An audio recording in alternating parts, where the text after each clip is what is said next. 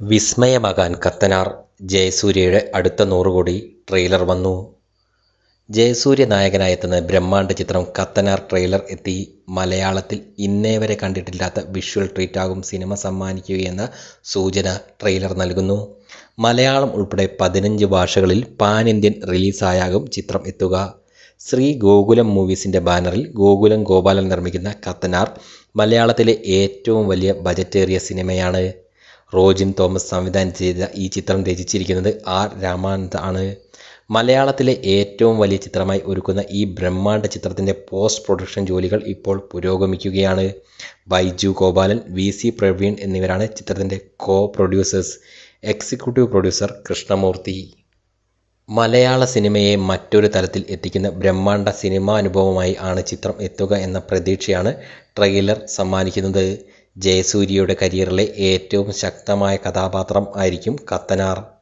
അമാനുഷിക ശക്തികളുണ്ടെന്ന് വിശ്വസിച്ചിരുന്ന കേരളത്തിലെ പുരോഹിതനായ കടമറ്റത്ത് കത്തനാരുടെ കഥകളെ അടിസ്ഥാനമാക്കിയാണ് ഈ ചിത്രം ഒരുക്കിയിരിക്കുന്നത്.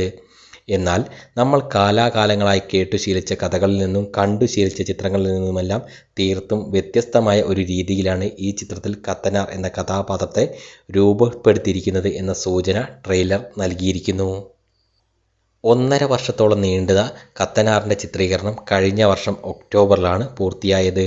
ദേശീയ പുരസ്കാരം വരെ നേടിയ ഹോം എന്ന ചിത്രത്തിന് ശേഷം റോജിൻ തോമസ് സംവിധാനം ചെയ്യുന്ന ചിത്രം കൂടിയാകുന്നു കത്തനാർ. വിർച്വൽ പ്രൊഡക്ഷൻസ് ഉൾപ്പെടെയുള്ള അതിനൂതനമായ സാങ്കേതിക വിദ്യകൾ ഉപയോഗിച്ചാണ് ഈ ചിത്രം ചിത്രീകരിച്ചിരിക്കുന്നത്. ജയസൂര്യ ടൈറ്റിൽ വേഷം ചെയ്യുന്ന ചിത്രത്തിൽ തെലുങ്ക് സൂപ്പർ നായിക താരം അനുഷ്ക ഷെട്ടി, തമിഴിൽ നിന്ന് പ്രഭുദേവ, സാന്റി മാസ്റ്റർ, കുൽപ്രീത് യാദവ്, ഹരീഷ് ഉത്തമൻ, നിതീഷ് ഭരദ്വാജ്, മലയാളത്തിൽ നിന്ന് സനൂപ് സന്തോഷ്, വിനീത്, കോട്ടയം രമേശ്, ദേവിക സഞ്ജയ്, കിരൺ അരവിന്ദാക്ഷൻ എന്നിവരാണ് മറ്റു പ്രധാന കഥാപാത്രങ്ങളെ അവതരിപ്പിച്ചിരിക്കുന്നത്. 30-ൽ അധികം ഭാഷകളിലായി 2 ഭാഗങ്ങളിലായാണത്രേ ചിത്രം എത്തുക. ഛായാഗ്രഹണം നീൽ ഡി കുഞ്ഞ, സംഗീതം രാഹുൽ സുബ്രഹ്മണ്യൻ, എഡിറ്റിംഗ് റോജിൻ തോമസ്.